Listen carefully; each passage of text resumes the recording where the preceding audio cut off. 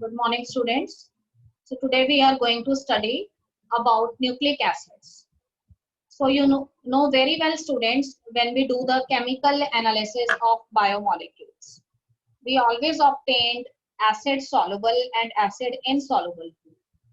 And you know very well that biomicromolecules, they are always found in the acid soluble pool, whereas the biomacromolecules, whose molecular weight is above 10,000 Daltons, they are found in the acid insoluble pool. So among the four biomacromolecules which are found in the acid insoluble pool, here we are going to study about the fourth biomacromolecule, and that is the nucleic acids. So you know very well, students, that nucleic acids, as I have already told you, that they are found in the acid insoluble pool. The another name for the nucleic acid is polynucleotides. Poly means many and nucleotide means the nucleotide units, which here act as the monomeric units for these nucleic acids.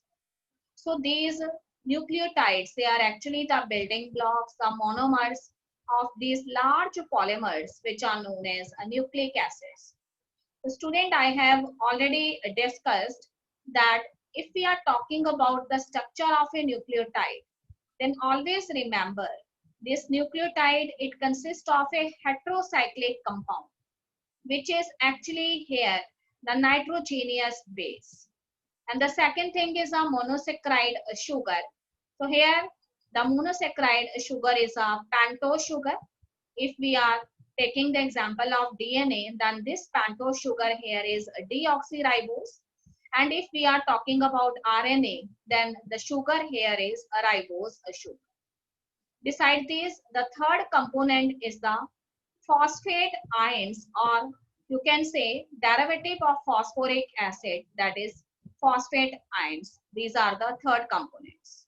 So I have already discussed that the heterocyclic compound in these nucleic acids are actually the nitrogenous bases.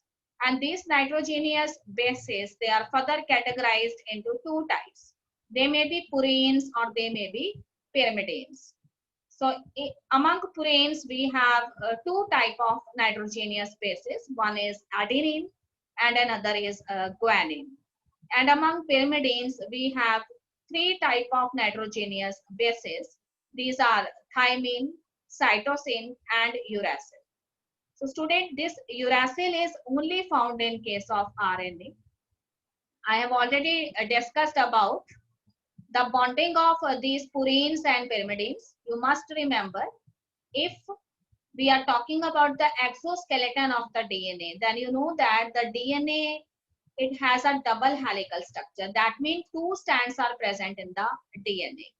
And both of these strands, they are anti-parallel to each other. That means they run in an anti-parallel direction. If one strand runs in 3' to 5' direction, this means the other strand has its polarity in 5' to 3' direction. Now I want to tell you about the bonding between the nitrogenous bases. The students always remember, in the center of these two strands, the nitrogenous bases, they are arranged in a perpendicular fashion from these exoskeleton, which consist of sugar and phosphate. And the face of these nitrogenous bases are inside the double helix. So these nitrogenous bases always have one purine, and this purine is binded to the pyrimidine. That means if on one strand a purine is present, then that purine is binded with the pyrimidine that is present on the other strand. For example, if the strand has adenine, then this adenine, it gets binded with thymine, which is present on the adjacent strand, you can say. And between adenine and thymine, what is present? Between adenine and thymine, a double hydrogen bond is present. And if we have guanine at one strand, then this guanine, it is binded with the cytosine. And in between them, a triple hydrogen bond is present. But if we are giving the example of RNA, so here thymine is not present. This means adenine, it gets binded with uracil that is present in place of thymine in the RNA. Okay, student, about the sugar molecules, as I have already told you, this sugar is a pentose sugar.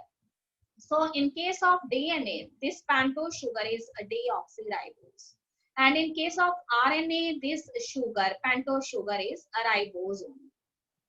And beside these students, I am here going to discuss about the very important topic, that is the Watson and Crick model, which tells us about the secondary structure of the nucleic acid such as DNA. As you have learned the various structures found in case of proteins such as primary, secondary, tertiary, and quaternary structure. Similarly, the nucleic acid, they also exhibit wide variety of structures. And one of such a secondary structure is the famous structure which was given by the scientists Watson and Crick, and it is popularly known as Watson and Crick model, or you can say double helical model of the DNA, which was given by the scientist Watson and Crick. What this model says, this model said that DNA always exists as a double helix. That means how many strands are present in DNA? Two strands are present. And the two strands of this polynucleotide chain, it is anti-parallel to each other. This means if one strand has its direction in 5' to 3', that means one strand runs in 5' to 3' direction, then the other strand is always anti-parallel to this strand. That means it runs in the direction 5' to 3'. And if we are talking about the backbone or the exoskeleton of these strands, they are made up of phosphate and sugar chain. I will show the diagram very soon. Okay, student, about the nitrogenous bases, I have already told you that these nitrogenous bases, they are projected from these sugar phosphate exoskeleton and perpendicularly, and their face is towards the inside of the helix. That means they are arranged inside the two strands in a ladder-like arrangement, or you can say in the form of a staircase. Okay, the diagram of the DNA is visible to you now. You can see very well. These are the two strands, and all the nitrogenous bases, they are present in the center in a ladder-like way or in the form of a staircase. So always remember, one purine, it is always bind with the pyrimidine, and the exoskeleton, it is always consist of sugar and phosphate group. Okay, student, in the second diagram, it is very much clear to you that these are the two strands, and these strands, they consist of phosphate molecules that are binded with the pentose sugar. So there are phosphate molecules, and in between them sugar molecules, they are located. And from the sugar molecules, the heterocyclic ring of the nitrogenous bases, they get attached. For example, here we have adenine. So adenine here is the example of purine, and it gets binded with thymine, and thymine here is the example of a pyrimidine. So always remember, one purine, it always bind with one pyrimidine. So if we have thymine here, then it gets binded with adenine and double hydrogen bond is present. But if place of thymine, we have guanine here. So guanine, it always bind with cytosine, and in between them, a triple hydrogen bond is present. Yes, student, we will continue the Watson and Crick model. What the Watson and Crick model tell us that adenine and guanine of one strand, it always pairs with thymine and cytosine respectively. That means adenine always pairs with thymine and guanine always pairs with cytosine. And there are two hydrogen bonds always present between adenine and thymine, and three hydrogen bonds it always present between guanine and cytosine. Yes, student, each strand, it appears in the form of a helical staircase. That means the arrangement of these nitrogenous bases are in the form of a staircase, as each step of this ascent of this bases, they, when we are going to tell you about each step of ascent, as you know that in a staircase so many steps are there, and one step is at a particular height from the below one. Similarly, here the one base pair that is above from the previous base pair, it is at a little height above from the previous base pair. So whenever At each step, a ascent is there, a height is increased, the stand, it turns 36 degree. So when 10 steps they gets completed, then the DNA helix, it completes its one U-turn. Okay, student, here I have written one full turn of the helical stand would involve how many steps? 10 steps or 10 base pairs. And about the pitch, so here the steepness of the helix when it takes its U-turn, that is 34 angstrom. And when there is a rise per base pair, then it would be assumed as 3.4 angstrom. So all of these features which we have discussed in the Watson and Crick model as its salient features, they are actually about the B form of the DNA. As we know that dozens of DNA are available, their structures are available, and these are named after the English alphabets with unique structural features. So here we have discussed the structural features of BDNA. Yes, students, after Watson and Crick model, I am going to tell you about the nature of bonds that are present in between polymers. So first of all, I am going to tell you peptide bond, which is found in case of polypeptides or proteins. So here you must know in a polypeptide chain or in a protein molecule, you know that so many amino acids, they are linked with each other in a chain like fashion, and all of these amino acids, they are linked with the help of a special type of bond or a linkage, and that is known as the peptide bond.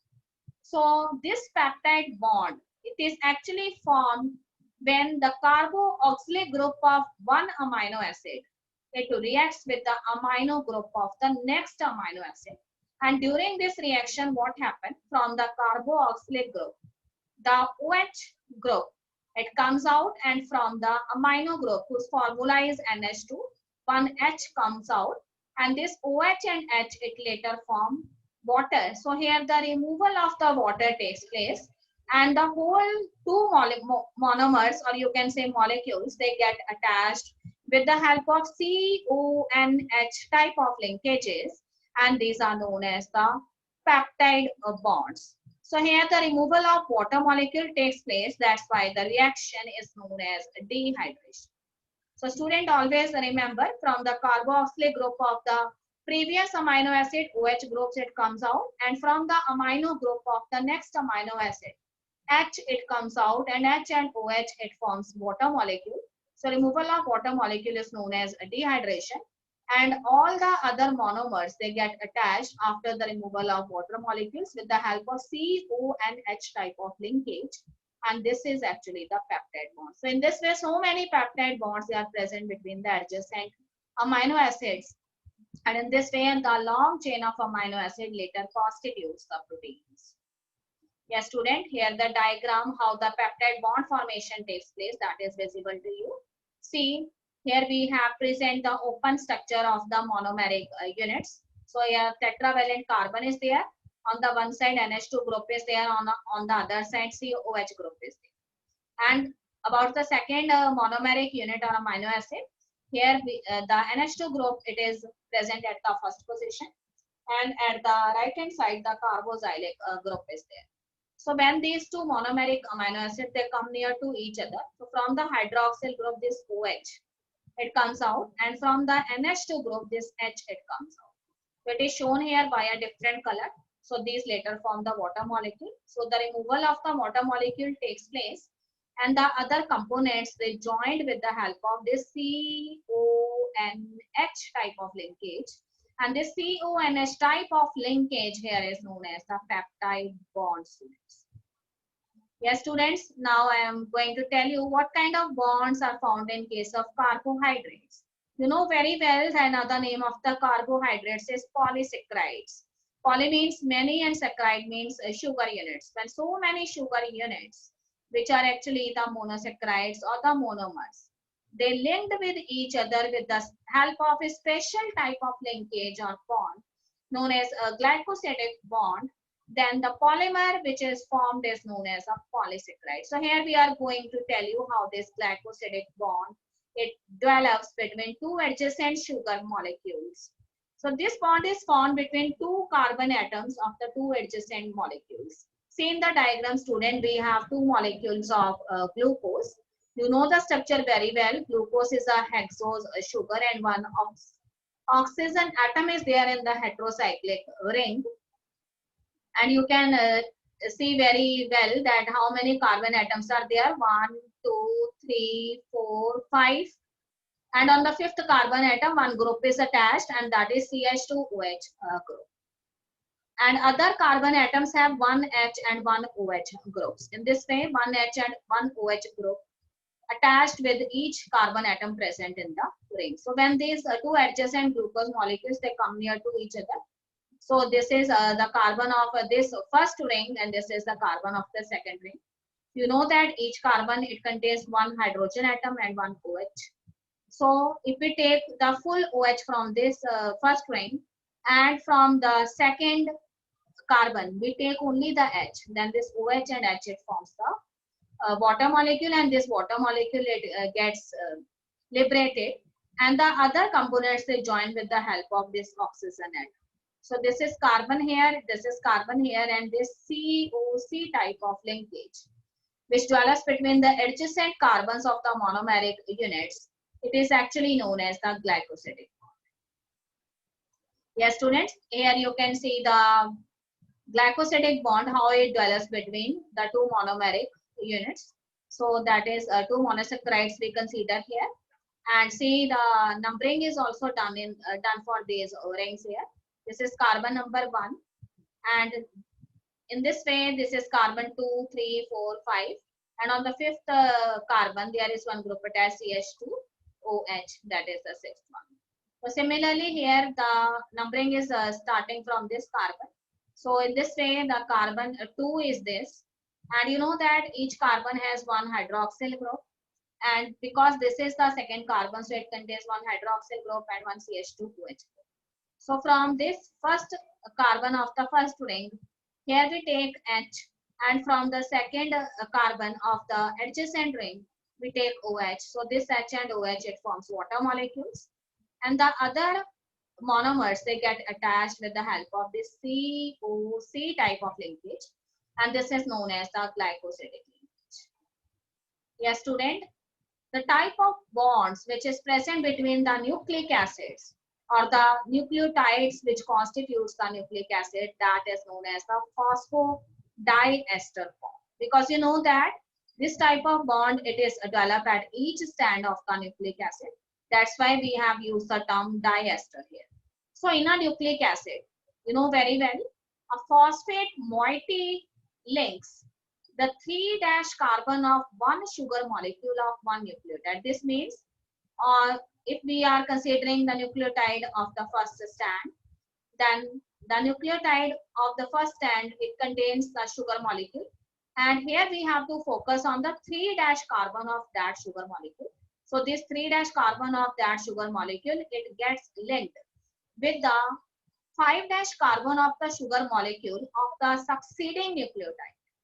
So between the 3' and 5' carbon, a linkage, it gets established with the help of these phosphate ions. So this bond which is formed with the help of phosphate ions that linked the 3' carbon of one sugar of one nucleotide with the 5' carbon of another sugar of the succeeding nucleotide, this bond is known as the phosphoester bond. And since the two type of bonds, they are developed on both the strands, that's why they are known as the phosphodiester bond. Okay, students, see the diagram here. So we have a heterocyclic ring of, you can say, this is a heterocyclic ring of the sugar molecule. You know very well, it is a pentose sugar. So 1, 2, 3, 4 carbons are there and one carbon is substituted by the oxygen atom here. So here it is written base. This means any nitrogenous base is attached on this position. Then at carbon number 4, one group is attached, that is CH2OH student. So here I want to tell you, if this is the one sugar molecule that belongs to the one nucleotide, this is the another sugar molecule that belongs to the next nucleotide, then what happens? This is the carbon number 3 of the first nucleotide sugar molecule. See, if this is carbon 1, this is carbon 2, this is carbon 3. Then this carbon number 3 contains the hydroxyl group, that is OH. And here, if we are talking about the second nucleotide, which is the succeeding nucleotide. So here, this is carbon number 1, this is carbon number 2, carbon number 3, carbon number 4, and this is carbon number 5, that is CH2OH. So out of this CH2OH, if we take OH from here, so from CH2OH, we take only the H. We take only the H. So that H and that OH, they get binded with each other, and in this way, the removal of the water molecule takes place. So in this way, what happened? This CH2, it contains its O group here, and here one O is remaining because this H, it gets binded with this OH, and it later removes in the form of water molecule. So in this way, the carbon 3 of the first nucleotide and carbon 5 of the second nucleotide, they get linked with each other with the help of these phosphate moieties or phosphate ions. And these phosphate ions, they are developed between the adjacent nucleotides, and in this way, these ester bonds, they develop on both the strands. That's why they are known as the phosphodiester bonds. Okay, students. So here we have discussed all the types of bonds. So you must remember the type of bonds that present between the polypeptide or proteins is the peptide linkages. And the type of bonds present in carbohydrates are glycosidic linkages. And the bonds which are found in case of nucleic acids, they are the phosphodiester bonds. So that's all in today's lecture, student. Have a nice day.